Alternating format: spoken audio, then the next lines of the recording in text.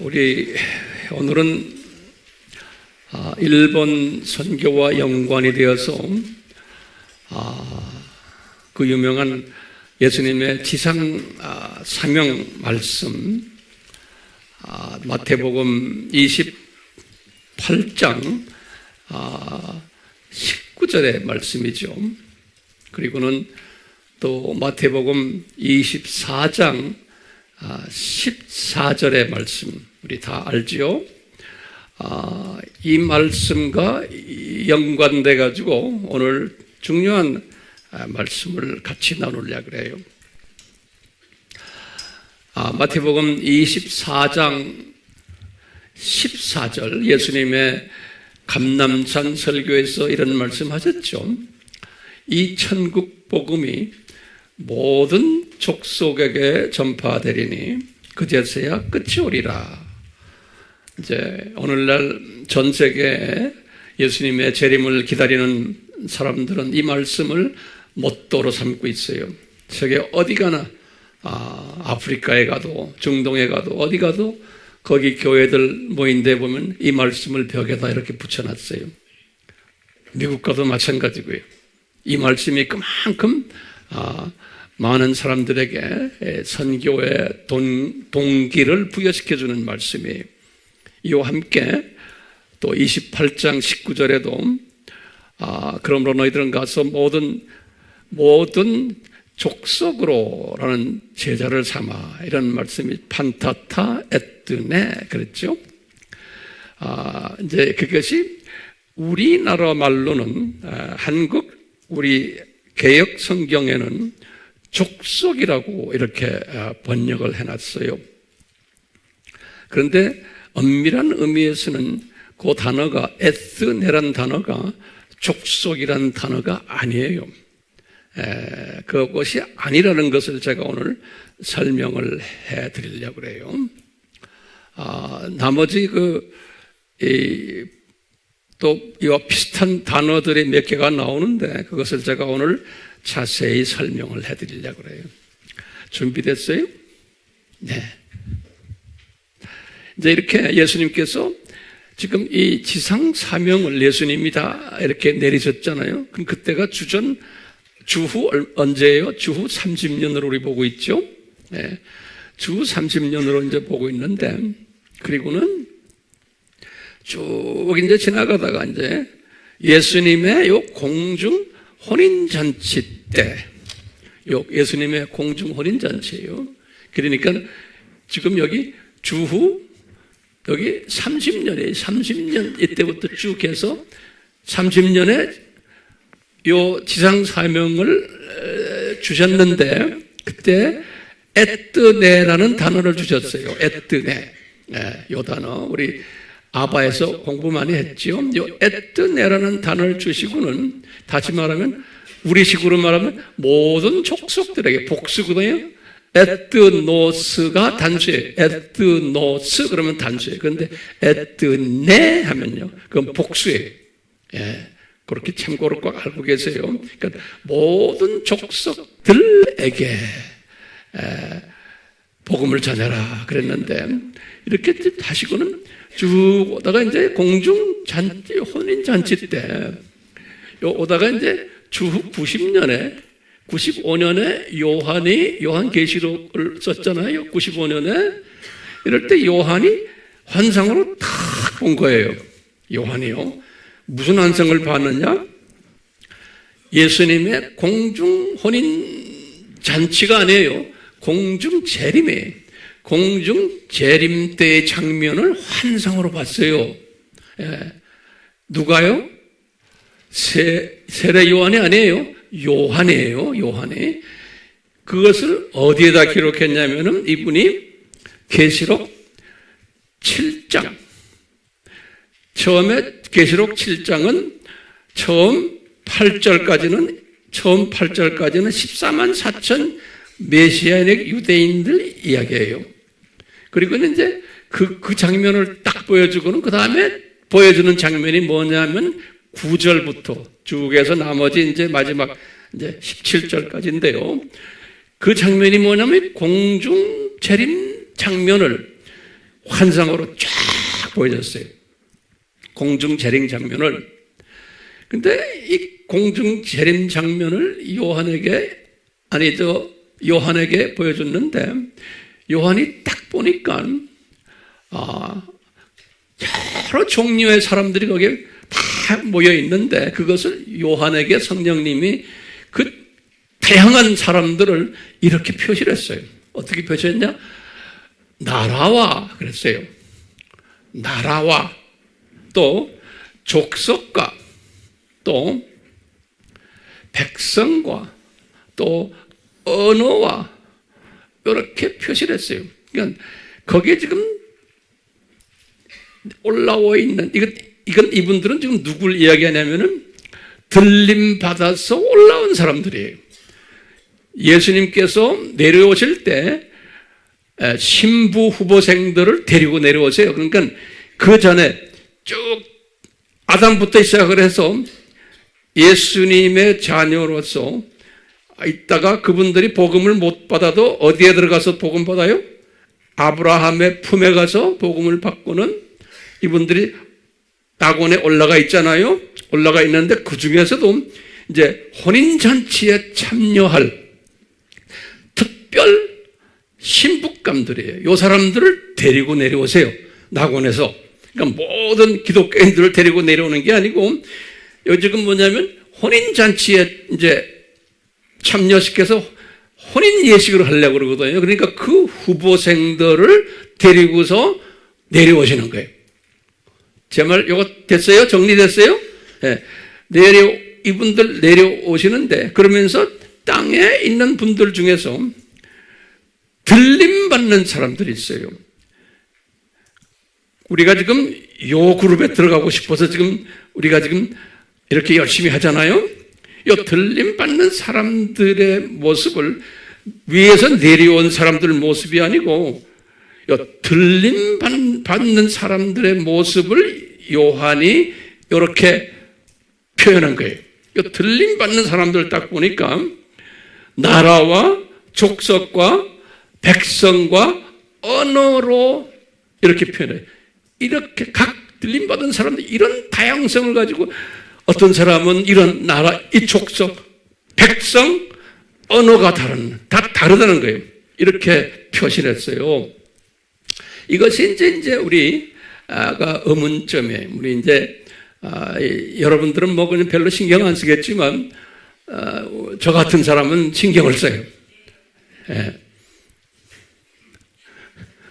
왜 신경 쓰냐면은 이게 예수님이 분명히 지상 사명을 내리실 때는 뭐라고 그랬어요? 모든 한국말로는 족속이에요. 근데 그게 족속이 아니에요.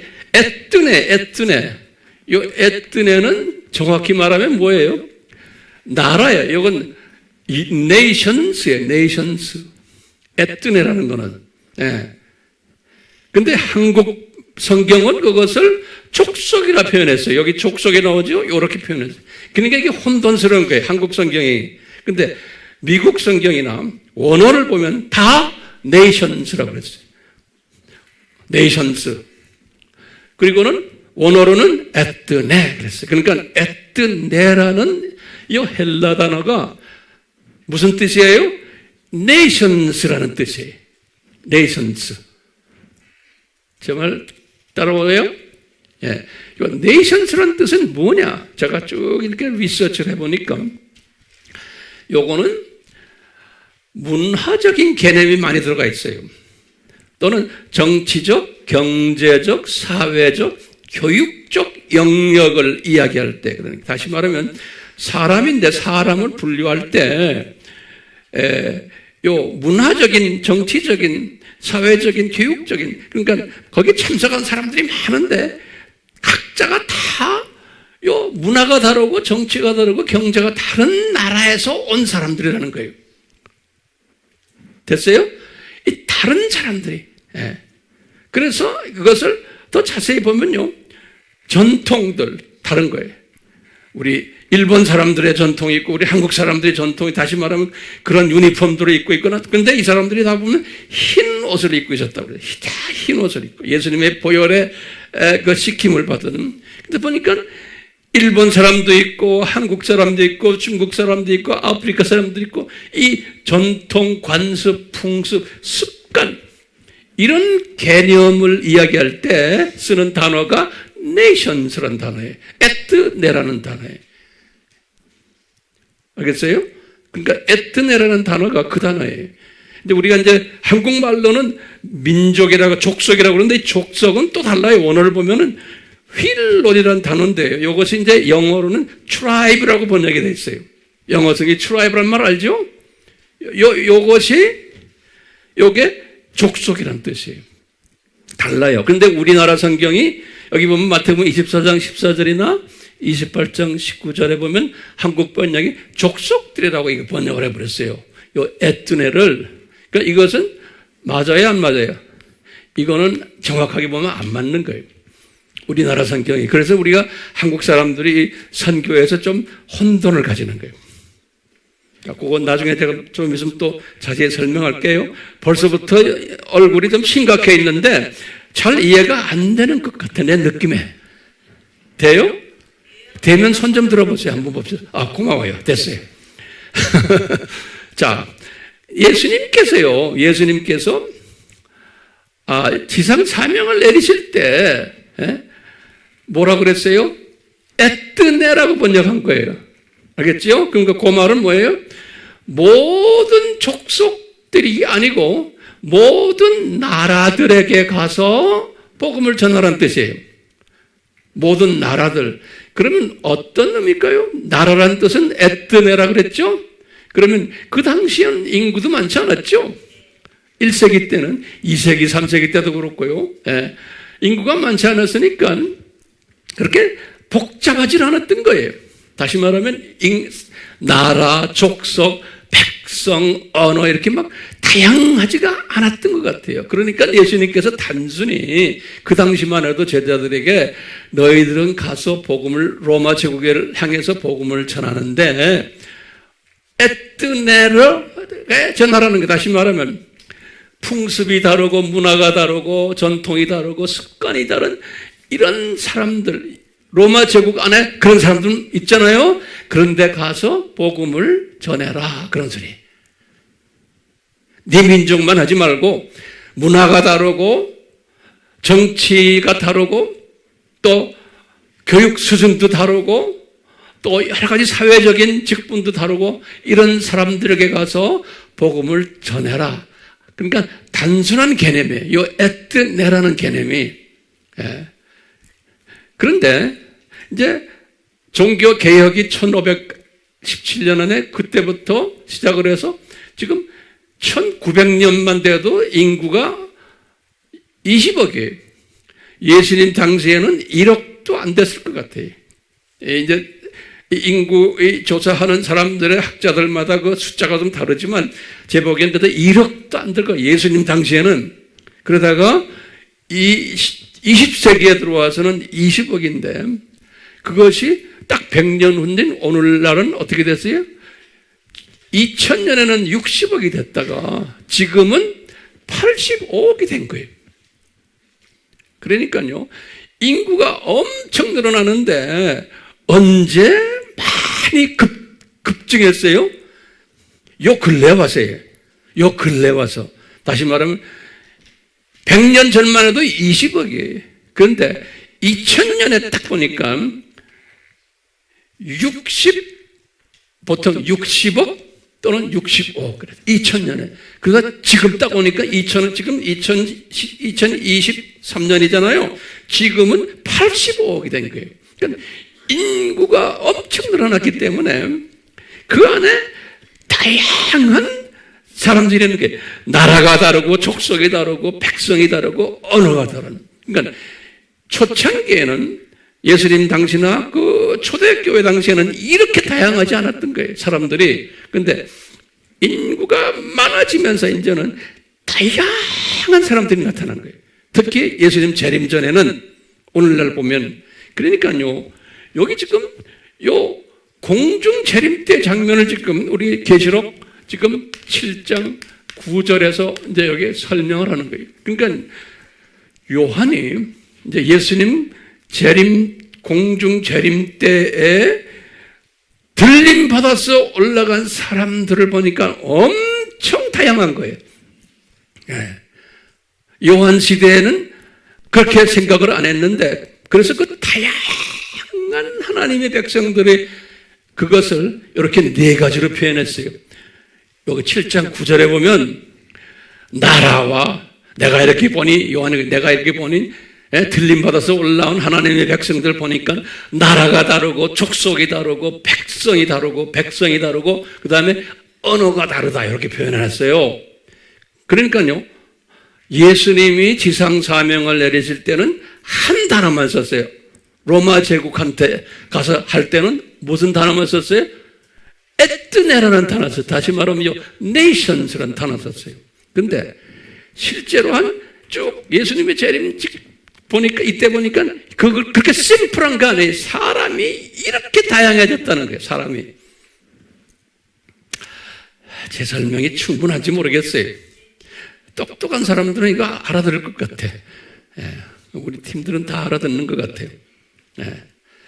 그래서 예수님이 초창기에는 에뜨네란 단어 하나만 썼지만, 이제는 나중에 예수님이 재림 전에는 이렇게 네 가지의 복잡한 사람들의 배경들이 있을 것이고, 이 배경에 따라서 그 안에, 이 문화 안에 하나님의 자녀들이 있다는 거예요. 이 안에.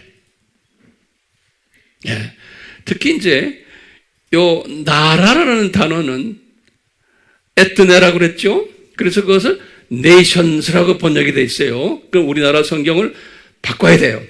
우리나라 성경은 모르되 족속들로 되는 거예요. 아니에요. 번역이 잘못됐어요. 족속은 지금 7장 9절에, 계시록 7장 9절에 족속이라고 딱 나오거든요. 그 족속은 원어를 딱 보면 휠론이라고 써 있어요. 이 헬라 말로 휠론. 그거를 딱 사전을 열어봤어. 휠론이 무슨 뜻인가 딱 보면은 트라이브로 딱 돼 있어요. 이 트라이브란 말이 족속이죠. 트라이브란 말 다 알죠? 모르면은 안 돼요. 다 우리나라 사람들은 다 알까? 트라이브란 뜻. 여기 그러니까 이 트라이브란 한국말이 뭐예요? 트라이브. 정확하게 한번 해. 부족. 부족이란 뜻. 여기 부족. 그래서 여기다 써놨어야 돼가 보면 이 트라이브는 족속이란 뜻은 휠론이라는 뜻은 사전에 이렇게 딱 제가 찾아보면 뭐 있냐면 요건 생물학적 영역이에요. 여기 유전적 생물학적 영역이에요. 요 나라는 뭐예요? 문화적, 정치적, 경제적, 사회적, 교육적 영역이고 사람을 그렇게 분류하는 거예요. 사람을 분류할 때 유전적, 생물학적으로 분류할 때는 요 휠론이라는 단어를 쓰는 거예요. 됐어요? 그래서 이렇게 딱 보면요, 성경에 보면 정확하게 나와요. 여기 보면 우리가 12지파들하고 지파란 단어 나오죠? 그 지파란 단어가 여기 휠론이에요. 그래서 여기 마태복음 19장 28절, 누가복음 2장 36절, 사도행전 13장 21절, 빌립보서 3장 5절 다 얘기하면 내가 벤야민 지파다, 무슨 지파다 그랬었잖아요. 그럴 때 트라이브라는 단어를 써요. 휠론이라는 단어를 써요. 그러니까 이건 생물학적, 유전적 측면에서 사람을 분류하는 거예요. 그래서 나는 어떤 집안의 가문이다, 혈통 어느 지파다 또는 씨족이다. 그러니까 우리가 사람을 분류할 때, 전 세계의 사람들을 분류할 때, 일본을 가지고 우리가 이야기할 때 그 안에 일본 사람들 중에 우리가 일본을 다양하게 분류하는 거예요. 일본을 문화적으로도 분류해보고, 일본 사람들을 정치적으로도, 경제적으로, 사회적으로, 교육적으로 일본 사람들을 이렇게 우리가 분류를 하는 거예요. 교육 수준도 다르고 또 경제 수준도 다르고 다 다르잖아요.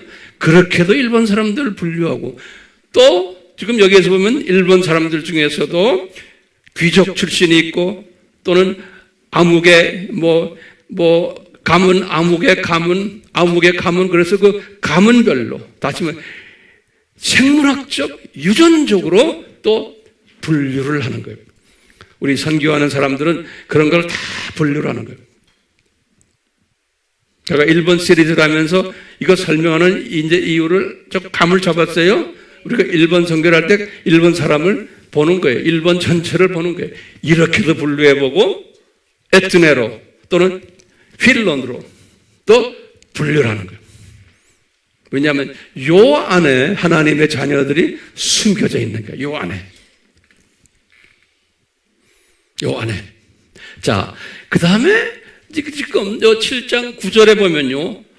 요한이 백성이라는 단어를 딱 썼어요. 또 백성이라는 단어. 요거는, 우리 라오스라고 우리 배웠죠? 요건 뭐예요? 제가 가르칠 때 유대인들을 말할 때 라오스다 그랬죠? 거기에 복수가 뭐예요? 라오이에. 우리 아바에서 공부했죠? 네. 이건 본래 하나님의 자녀들을 이야기할 때 쓰는 단어가 라오스예요. 그건 단수고 복수는 라오이에요. 네. 그런데요, 이 단어를 쓸 때 영어 성경은 어떻게 번역했냐면 peoples라고 번역했어요. 그건 우리나라 말로는 백성이라고 번역했어요. 그런데요, 라오스를 성서를 다 분석해 보면은 두 종류의 라오스가 있어요. 보통 우리가 말할 때 유대인들을 부를 때는 꼭 라오스로 불러요. 복수는 라오예. 성경 구절에 보면 마태복음 2장 4절, 사도행전 26장 17절, 23절, 로마서 11장 1절 나중에 성경을 보세요. 이 성경 구절을 제가 반드시 드리는 거예요. 그래서요. 예. 요때는 요때 요 라오스는 누구를 지칭하냐면 유대인들을 지칭을 해요. 요 라오스는.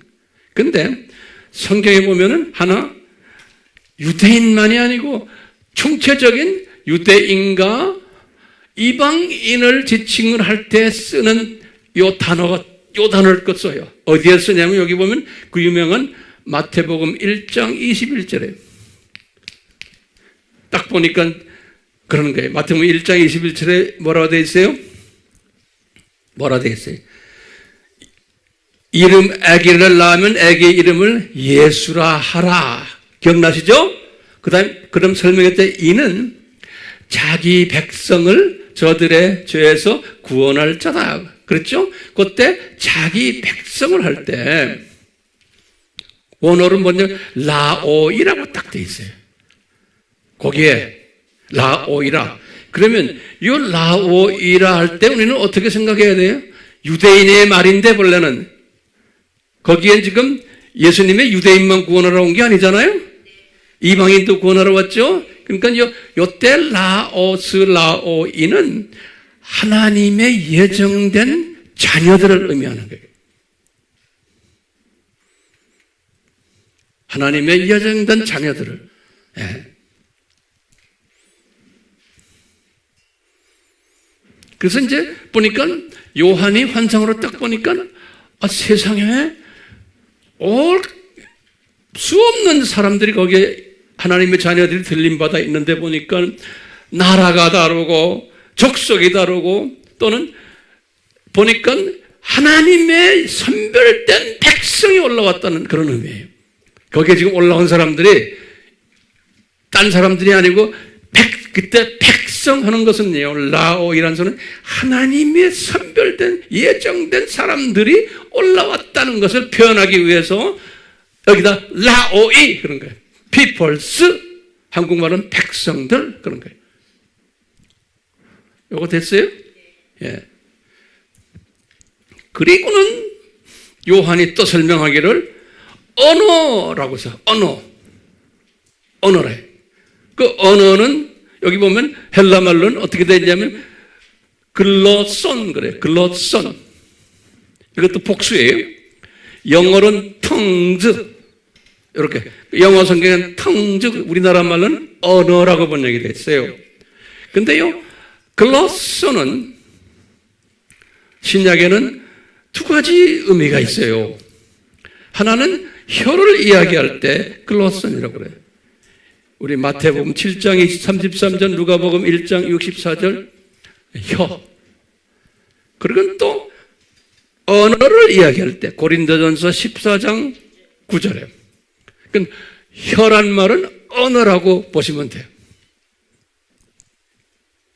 네.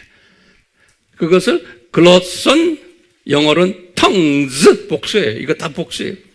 그러니까 지금 올라와 있는 사람들 보니까요, 언어 배경이 다 다른 사람들이 와 있다는 게. 우리 알다시피 노아의 바벨탑 사건 전에는 언어가 한 언어였죠. 우리 알죠? 네, 보세요. 노아의 홍수 후에 크게 세 족속들이 있었어요. 셈족은 아시아, 창세기 10장이에요. 함족, 아프리카, 야벳, 유럽. 이 세 족속들이, 이 안에 족속이 성경에 씌워보면 70개의 나라들이 있었어요. 족속보다는 요 사람들이 70개의 나라들을 조그만 나라라는 건 좀 마을들이에요. 마을 타운을 만든 거예요. 그래서 그럴 때 나라라는 에뜨네라는 표현 쓴 거예요. 요 사람들이 70개의 에뜨네들이 형성된 거예요. 요 세 아들들을 통해서. 그래서 그 이름들이 쫙 나와요. 10장에 보면 창세기 10장에. 그래서 이제 그럴 때 네이션즈 한 분 한 분이 마을을 만든 거예요. 나라를 만들었다는 거예요. 그러다가 이때 랭귀지는 언어는 한 언어를 썼어요. 그런데 요 바벨탑 사건 창세기 11장이죠. 1절에서부터 9절이에요.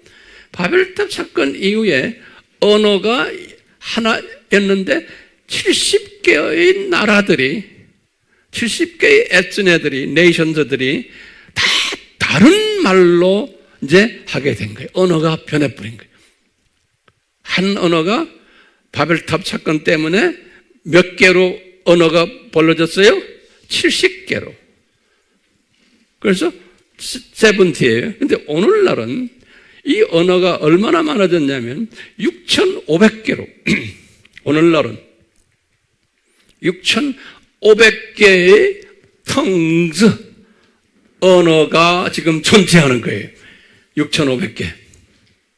그러니까 이제 요한이 본 게 예수님의 공중 재림 때 보니까 6,500개의 언어를 하는 사람들이 거기 다 올라와 있다는 거예요. 그러니까요, 거기에 빠지면 안 돼. 모든 언어권 사람들이 한 사람이라도 다 올라와야 되는 거예요. 한 사람이라도. 그러니까 우리가 지금 일본 선교하는 게 일본 안에 이렇게 지금 다른 나라들이 이 안에 있고요. 다시 말하면 문화적, 경제적, 이렇게 사회적, 교육 다른 사람도 있고요. 족속별로도 다 다른 시족들, 지파들이 일본 안에 있는 거예요. 또 저기 보면 저 안에도 하나님의 자녀들이 있고 사탄의 자녀들이 그 안에 다 있는 거예요. 또 그 안에도 언어가 다른. 기록에 보니까 그냥 세상 사람들의 기록에 보면 일본에 16개의 언어가 있다고 이렇게 돼 있어요. 제가 조사해 보니까. 그렇지만 그거보다 훨씬 더 많을 거예요.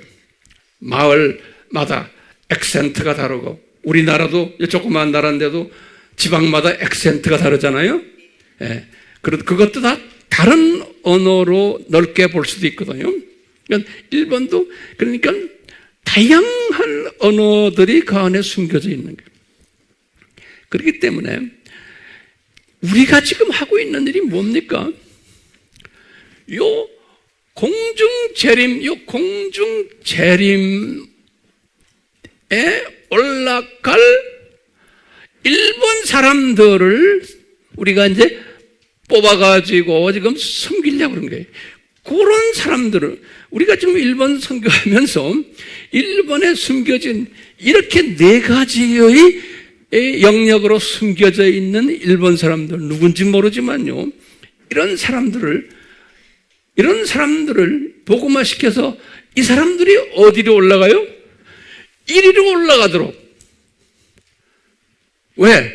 요한이 미리 본 거예요. 보니까 우리 한국 사람들도 이런 부류로 해서 올라가 있고 일본 사람들도 저 네 부류로 해서 올라가 있는 거예요. 그러니까 우리는 누군지는 모르지만 우리가 일본 선교를 한다는 것은 우리가 일본 이 사역자들을 통해서 가정교회를 만들어가지고 요 사람들이 나가서 요 네 부류의 일본 사람들을 만나게 하고 복음화를 시키게 해서 요 사람들이 어디까지 올라가요?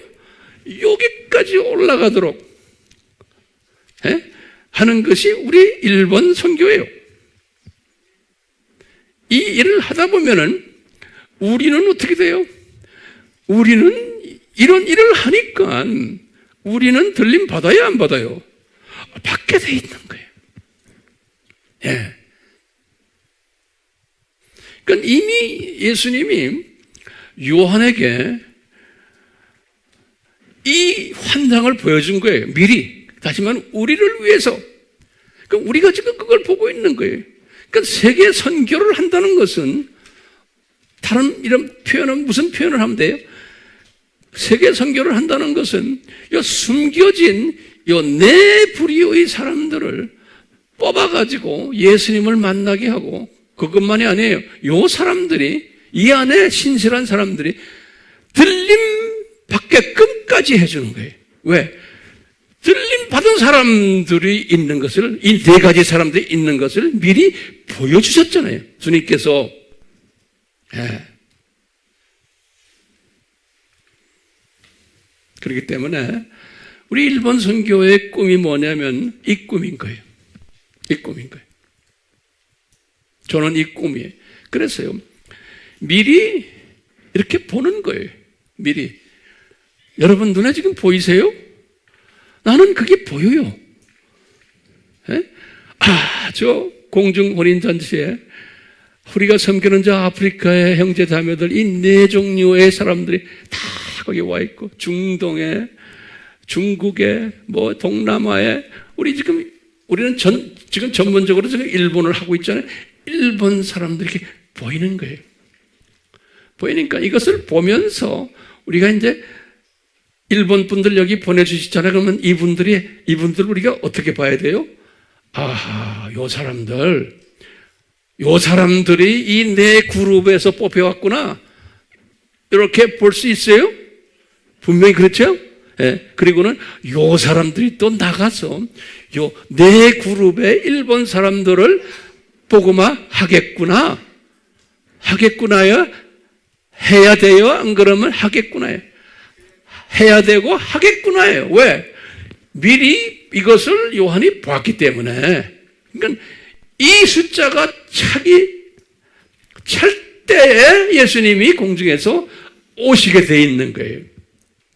그러니까 이 숫자가 차야 돼요? 안 차야 돼요? 차야 되는 거예요. 그런데 그러면 내가 안 하면 예수님이 안 오시겠네. 우리가 안 하면 누구를 사용하시래도 이 숫자를 채우세요. 예수님의 타임에. 그러니까 우리는 욕심이 있는 거예요. 내가 안 하면 땀부리 할 텐데 이거 안 되겠다. 열심히 해야지. 이런 마음이 저에게는 있는 거예요. 예? 내가 안 하면은 분명히 예수님이 누구를 통해서 하신다라는 거예요. 그러니까 우리는 이런 기회를 잡은 것 뿐인 거예요. 기회를 잡은 것 뿐이에요. 그러니까 이 기회를 잘 잡으면 나도 덩달아 들림 받게 되어 있는 거예요.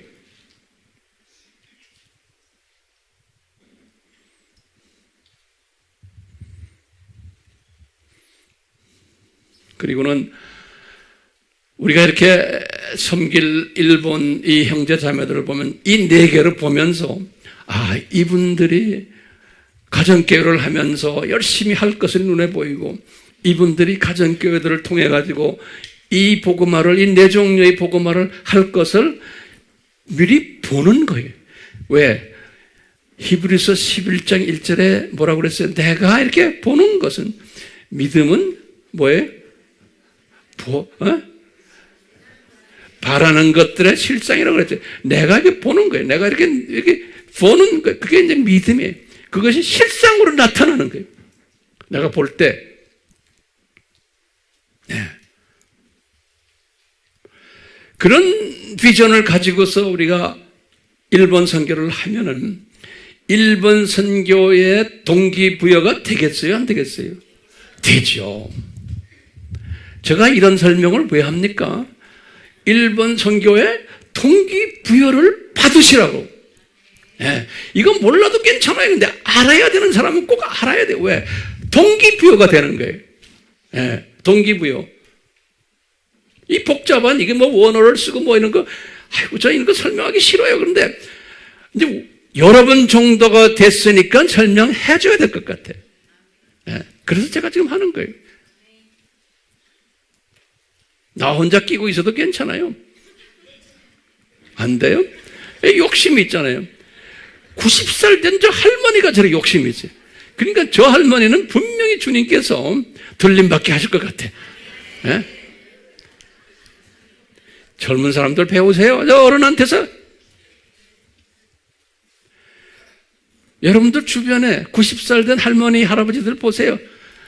예수님 안 믿고 예수님을 믿어도 소망이 없고 그냥 지팡이 들고 어떻게 하면 내가 더 오래 살까 하고 그냥 한약 다려 먹고 뭐 어쩌고, 안 말아다니고 뭐 하고 뭐. 소망이 없는 사람들, 이 그림 모르는 사람들 얼마나 많아요. 예? 불쌍하게 보여요, 안 보여요? 불쌍하게 보이는 거예요. 얼마나 불쌍한지 몰라.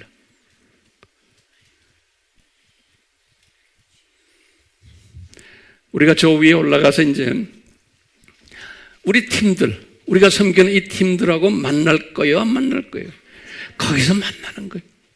그 만나는 장면을 환상으로 보시길 바라요. 매일 보시면서 이분들에게도 이 비전을 심어주고 이제 오면 이제 우리가 이제 심어줄 거예요. 그러면서 우리가 머지않아 저 위에서 인터내셔널 파티하겠구나. 예수님의 신부들이 모여서 파티하겠구나. 그리고는 이 7년 환란 이때 엄청난 고통이 여기 있을 텐데 위에서 우리는 내려다보고 있는 거예요. 지금 저 밑에서는 엄청난 고통이 지금 일어나고 있는데 그걸 내려다보고 있는 그 환상도 가지고 계세요. 나는 그게 보이는 거예요. 그러니까 7년을 통과하면서 순교자 되는 것도 좋지만 올라가는 게 더 좋잖아요. 올라가야죠. 그러면서 우리는 뭐 봐요? 7년이 끝나면 이제 혼인잔치겠구나. 이 장면도 성경에 자세하게 또 설명해 줬잖아요. 그 비전으로 보는 거예요. 오늘은 제 말씀의 결론이 뭐예요? 우리가 섬기는 이 일본 팀들이 우리와 언젠가는 저 위에서 만날 거다. 그렇기 때문에 그 만날 때 그 기쁨의 파티를 할 테인데 이분들이 여기 왔을 때 미리 다 교제하면서 친해져야지. 그 다음에 나중에 여러분들이 또 일본에 가가지고 이분들을 지금 가정교회를 도와줄 때 친해져야, 미리 친해져야지. 저 위에 올라가서 얼싸안고 같이 놀죠. 그러니까 우리 아미 식구들이요, 이 그룹 속에 들어와서 친해지는 일에 여러분들이 직접 간접으로 담당하셔야 되잖아요. 아미교회 교인이라고 해서 그냥 구경만 하고 있으면 어떻게 해요? 그러면 안 되죠. 그러니까 아무것도 안 해도 괜찮아요. 기도로만 우선 하세요. 기도로 하면은 그 기도한 사람은 저 위에 올라가서도 이분들과 얼마나 반갑겠어요. 내가 너를 위해서 얼마나 기도 많이 했는지 아냐고. 그럴 때 기도할 때 이제는 이 비전을, 그림을 보면서 기도하시길 바라요. 아멘? 주여, 우리에게 이 믿음을 주시옵소서. 예수님의 이름으로 기도드리옵나이다. 아멘.